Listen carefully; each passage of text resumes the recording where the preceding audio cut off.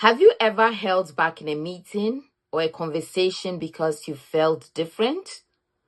Or maybe you didn't like the way you sounded, looked, or the way people reacted to you. You want to say something, but then you stop yourself. You start thinking, do I sound right? Will they understand me? Do I belong here? If that sounds familiar, you are not alone. For years, I struggled with the same feeling until I learned how to turn my biggest insecurity, my accent, into my greatest strength. Today, I will share with you how you can do the same. Hi, I am Marian. Every week, I share lessons from my own experience and from my book, Breaking Through, the Immigrants Handbook for Thriving in the American Workplace, to help you navigate cultural differences with wisdom, with confidence, and grace. I remember sitting in a conference room, my heart pounding, finally building the courage to share an idea. Then someone said, I hear an accent. Where are you from? In that moment, my confidence vanished. At first, it seemed like an innocent question, but over time, it made me shrink. I started avoiding meetings. I stopped speaking up. I let silence become my safety net. I wanted to fit in. I wanted to sound like everyone else. But every time I tried, I felt like less like myself. That's when I realized the real problem wasn't my accent. It was how I viewed it. So, here is the funny thing. In the same breath that one person might say, you have an accent, someone would also say, you have such a beautiful accent. I could listen to you all day. That contrast got me thinking, why was I always hearing the negative? Why was I focusing on the negative? One day, I decided to change the story. I decided to change the narrative. Instead of apologizing for my accent, I started embracing it. When I introduced myself, I would say, I'm from Ghana, West Africa, as you can probably tell from my accent. And if I ever speak too fast, just stop me. Sometimes my accent, my excitement runs ahead of me. And something amazing happened. People smiled. They leaned in. They connected. What used to make me feel different became a bridge for understanding. That's when I learned this truth. When you own your difference, people stop questioning it. They start respecting it. See? It's a mindset shift, growth mindset, becoming effective, not perfect. No one is perfect. Sometimes I hear people say, this is my accent. They should take it or leave it. But truth be told, sometimes it's about small adjustments, making small adjustments that would make a big difference. My mentor always says, when you are communicating to a broad and diverse audience that doesn't know you, do you want to be right or do you want to be effective?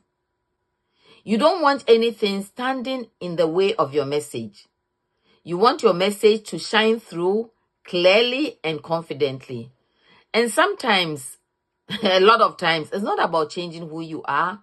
It's about making small adjustments, pronouncing words a little clearer, slowing down when needed, or emphasizing certain syllables so your audience can connect with you fully. That too is part of a growth mindset. The belief that you can always learn, grow, and improve without losing your authenticity. In Breaking Through my book, I talk about this mindset a lot. I was fortunate to work in an organization that valued professional development, where Stephen Covey's principle really came alive for me. Sharpen your saw.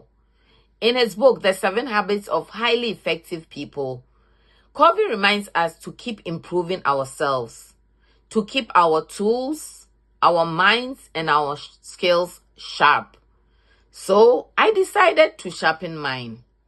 I started working with a speech coach, not to change my accent or hide it, but to strengthen my communication, to speak more clearly, to connect more confidently. And the difference was powerful. It wasn't about perfection. It was about effectiveness. It wasn't about losing my voice. It was about learning to use it with power and with purpose. That season taught me something important. Confidence doesn't come from trying to sound like everyone else. It comes from knowing who you are, doing the work to grow, and showing up as your best self, accent and all. So wherever you are, take advantage of the resources around you. Read, learn, practice, ask for feedback, because growth doesn't mean changing who you are.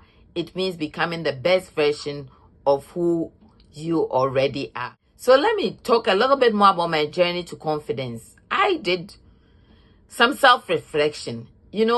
As I reflected, I thought about just growing up. As I grew up, just looking inward, I realized that being different wasn't new for me. I had always been a little different, the only daughter among 6 siblings, the first to switch denominations, the one often teased for being curious or serious. But those differences shaped me. They made me independent, thoughtful, and bold enough to bring fresh perspectives to any table. And over time, I learned something powerful. Confidence in your skin, in your accent, isn't something you were born with. It's something you grow into. So how did I grow out of my insecurities? Become confident in my skin? I'm still growing, right? Here are 5 practical strategies that have helped me and can help you too. 1, acknowledge your difference. Stop pretending to fit a mold. Your accent, your culture, and your background are part of your power. Number 2, own your story. Own your story out loud. So that's a tip. Introduce yourself with pride. Let your journey and your voice show others what authenticity looks like. Number 3, invest in yourself. Work on skills that strengthen your communication without erasing your identity. For me, that meant taking a public speaking class. That meant getting a coach, not trying to hide my accent, but to amplify it with confidence. Celebrate small wins. Every time you speak up, contribute, or share your truth, celebrate it. Confidence grows with every brave step. Surround yourself with supportive people. Confidence blooms in healthy environments. Stay close to people who see your uniqueness as value, not a flaw. These aren't one-time actions, they are habits. Confidence builds over time as you keep showing up as yourself again and again. So to my fellow immigrants, to my fellow professionals navigating new spaces, you will stand out, you will be noticed. You will stand out, you'll be noticed. But remember this, your difference isn't a disqualifier. It's your distinction. Be confident in your skin. Be proud of your story.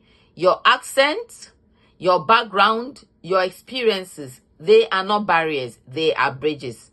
The world doesn't need you to blend in. It needs you to shine. Because you were never meant to disappear in the crowd. You were meant to stand out. Stand out. Stand out and shine. The world needs you to shine. If this episode resonated with you, I'd love to hear from you. Which strategy will you try to become more confident? More confident in your skin, in your difference. Which strategy will you try? And if this video added value to you, don't forget to like, subscribe, and share it with someone who needs a reminder that their difference is their strength, that their accent is something to be proud of, and their story is worth owning. You can also check out our other conversations. Own your value, respect rules, your story is your strategy, and emotional intelligence. Each one builds on the lessons in breaking through the Immigrants Handbook for Thriving in the Workplace. I will see you in the next video.